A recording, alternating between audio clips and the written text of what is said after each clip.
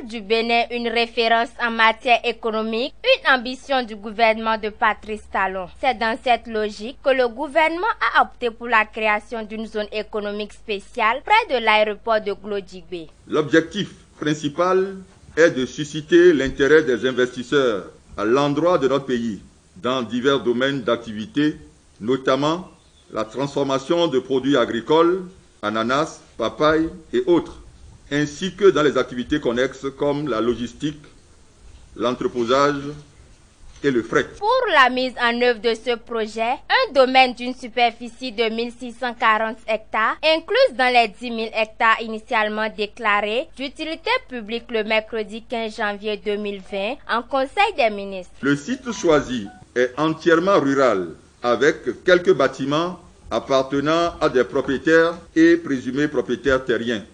Conformément aux dispositions de la loi 2013-01 du 14 août 2013, modifiée et complétée par la loi 2017-15 du 10 août 2017, précisément en ses articles 216 et suivants, la procédure d'expropriation pour cause d'utilité publique a été enclenchée. Suite à ces travaux, les indemnités du dédommagement adoptées par le Conseil des ministres se présentent comme suit. Zone 1, moins de 100 mètres. Prix unitaire retenu par hectare, 12 500 000. Zone 2, jusqu'à 335 mètres. Prix unitaire retenu par hectare, 7 millions. Zone 3, jusqu'à 586 mètres. Prix unitaire retenu par hectare, 3 950 000. Zone 4, jusqu'à 1,3 km.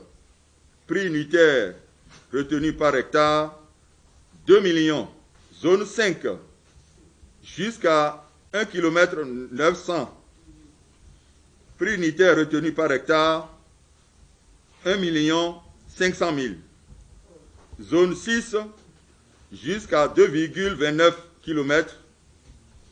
Prix unitaire retenu par hectare, 1 200 000. Zone 7, plus de 2,76 km. Prix retenu par hectare, 1 100 000.